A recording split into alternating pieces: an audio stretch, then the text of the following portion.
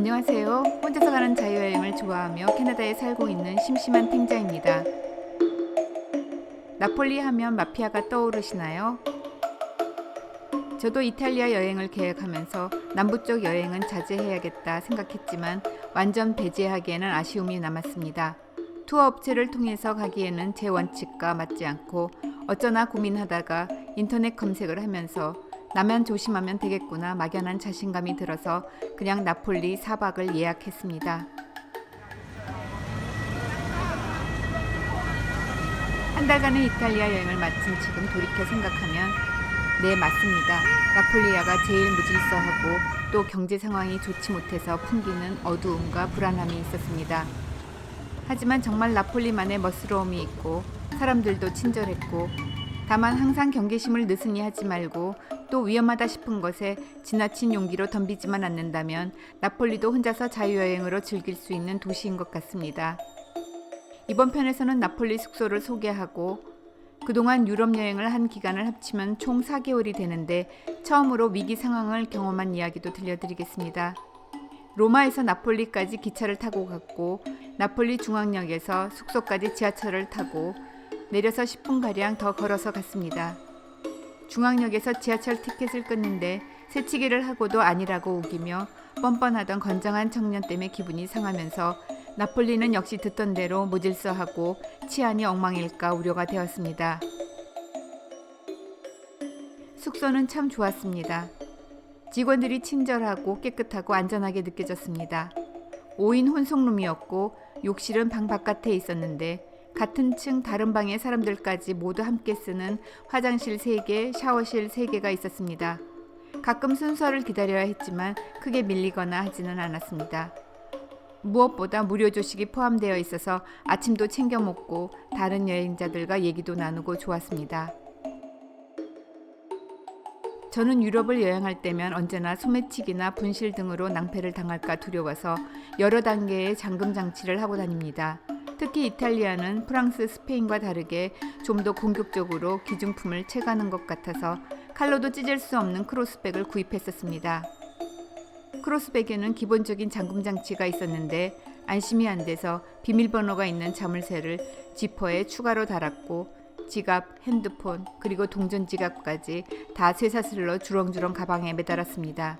백을 열 때마다 자물쇠를 풀고 잠그느라 무지 귀찮았지만 덕분에 구경 중에는 다소 경계태세가 풀려도 걱정 없이 여유 있게 돌아다닐 수 있었습니다.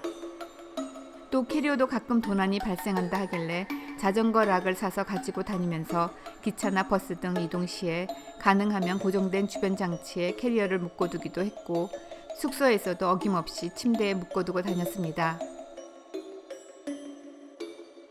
해지기 전에 숙소로 돌아가자 했지만 사실 여행을 다니다 보면 뜻대로 잘 안 되는 상황들에 부닥치죠. 한 번은 근교의 해안도시 소렌토랑 포지타노를 다녀오다 보니 일정이 길어지고 숙소에 밤 9시에 돌아왔습니다. 숙소 근처는 비교적 안전한 동네라고 하는데 어둡고 한적해서 마음이 두근거리고 막 빨리 걷게 되더군요. 별 문제 없이 잘 도착했다 했는데 방에 들어가서 문제가 발생했습니다. 숙소에 돌아오니 함께 머물던 2 청년이 나가고 새로 2 사람이 들어왔더군요. 원래 처음부터 함께 있었던 아가씨는 계속 있었고요. 새로운 룸메이트에게 간단히 인사하고 침대 밑에 있는 개인 라커를 열려고 하는데 잠그고 나갔던 자물쇠가 열려 있었습니다.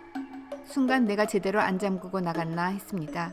여러 번 체크를 하고 다니기는 했는데 아침에 실수를 했나 보다 했지만 사실 여태 그런 적은 단 한 번도 없었고 뭔가 기분이 좀 이상했습니다. 열려있는 자물쇠를 고리에서 빼내는데 정말 가슴이 철렁했습니다. 자물쇠가 휘어지고 누군가가 일부러 망가뜨려 제 라커를 열은 것이었습니다. 현실 같지 않고 무서운 꿈을 꾸는 느낌이었습니다. 방에 함께 있던 3사람 중 누군가가 저지른 일일 수도 있어서 누구도 믿을 수 없는 상황이라서 더 무서웠고 혼자 해결해야 한다 생각했습니다. 일단 두고 나간 지갑이 있는지 조용히 옷 사이로 손을 넣었더니 지갑이 잡히더군요. 룸메이트에게 보이지 않도록 지갑을 꺼내서 넣어두고 나간 현금과 여분의 크레딧 카드가 있는지 체크해보니 다 남아 있었습니다. 일단 안심은 되었는데 왜 자물쇠까지 부숴놓고 지갑을 가져가지 않았는지 이상했는데 그때 생각에는 제가 깊숙이 넣어놔서 못 찾았구나 했습니다. 잃은 건 없었지만 룸메이트들이 무서워서 한 방에서 잘 수 있을 것 같지가 않았습니다. 사실 첫날부터 함께 지냈던 아가씨가 처음 대면부터 여러 가지로 수상한 점이 많았습니다. 사실 이 자물쇠는 마음 먹고 앉아서 0에서부터 999까지 돌려보면 그 중에 하나는 맞게 되어 있지요. 1부터 1000을 세는 시간만 있으면 쉽게 열 수 있다는 얘기입니다.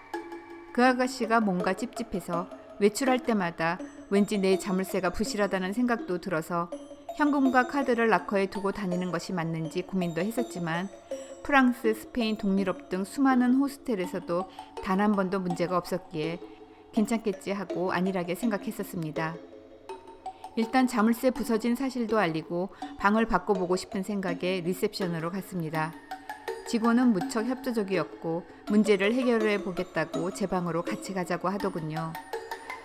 저는 잃은 것도 없었고 그저 하룻밤을 안전하게 지내는 것이 우선이었기에 굳이 방으로 가서 룸메이트들과 이런 얘기를 공유하고 싶지 않았는데 망설이는 제게 직원이 의미심장한 표정으로 한마디 하더군요. 보통 범인은 방에 있다고 하면서 자기는 가서 보면 대충 알 수 있다고. 어쩌면 범인을 잡을 수도 있나 하는 막연한 기대에 그냥 동의했습니다. 방에서 직원의 주도하에 룸메이트들의 알리바이부터 해서 많은 얘기들이 오갔지만 그저 그들이 어느 시간대에 방에 머물렀는지 정도 파악할 수 있었습니다. 근데 대화 중에 제가 수상하게 여기던 아가씨가 사실과 다른 이야기를 하더군요. 그 아가씨가 저랑 같이 아침을 먹었다고 하면서 직원에게 저랑 친한 듯한 뉘앙스로 말을 하는데 아닙니다. 방에서 간단히 하루 일정에 대한 얘기만 나눴을 뿐 아침 식사는 제가 먼저 부엌으로 가서 먹었고 그 후로 그 아가씨를 보지 못했습니다. 암튼 직원은 홀에 있는 CC 카메라 확인을 하겠다고 가버렸는데 전 범인을 찾기보다는 그저 더 이상 문제를 일으키지 않고 안전하게 하룻밤을 보내고 싶었던 터라 굳이 직원을 따라가 CC 카메라를 같이 확인하거나 범인이 누구 같냐고 묻는 일들은 하지 않았습니다. 사실 전 CC 카메라가 진짜 있을까 의문도 들었습니다. 그저 다들 쓸데없는 짓 하지 말라는 직원의 으름장으로 보였거든요. 다행히 새로 들어온 브라질 대학생이 낙천적이고 밝아 보여서 같이 얘기도 나누며 마음이 좀 풀어졌습니다. 근데 그때도 지금도 이상한 것은 제가 처음 방에 도착했을 때 제 락커 앞에 작은 테이블이 옮겨져서 막고 있어서 락커를 열 수가 없게 되어 있었습니다. 제 바로 옆 침대를 쓰게 된 브라질 대학생이 자기가 쓰려고 옮겼다고 하면서 본인 침대 쪽으로 가져갔습니다. 사실 방이 좁아서 락커여뒀다 보면 그런 작은 테이블은 밀려서 아무 자리에 가기도 하니까 뭐 그러려니 했습니다. 근데 나중에 제정신이 들고 찬찬히 다시 되돌아 생각해보니 브라질 대학생은 뭔가 본 것이 아닐까 생각이 들었습니다. 브라질 아가씨가 오늘 체크인한 이후로는 외출을 안 했다고 해서 그 아가씨 덕분에 범인이 뭔가 일을 저지르다가 제대로 뒤지지도 못하고 락커를 닫아버렸구나 생각은 했었습니다. 근데 더 나아가 브라질 아가씨가 제 자물쇠 위치에 테이블을 막아두어서 두 번 다시 자물쇠에 쉽게 손댈 수 없게 만든 것이 아닐까 하는 생각도 들었습니다. 그렇다면 방에 함께 있으면서 또 일을 저지를 수 있는 사람은 처음 그 아가씨뿐인데 역시 그 아가씨가 범인인가 하는 쓸데없는 추리가 꼬리를 물더군요. 아무튼 그날 밤은 자는 둥 마는 둥 지새고 다음날 예정대로 아시시로 출발했습니다. 아시시행 기차를 타고 달리는데 지난밤의 일들이 꿈처럼 느껴지며 이 정도에서 마무리된 것에 감사했습니다. 여전히 여분의 현금과 보조카드는 숙소 락커에 두고 다니는 게 맞는지 아니면 항상 제 몸과 함께 들고 다니는 게 맞는지 잘 판단이 서지 않는데 아무래도 당분간은 들고 다닐 것 같습니다. 내용이 재미있었거나 다음 편이 기대되신다면 구독과 좋아요를 눌러주시면 감사하겠습니다. 감사합니다.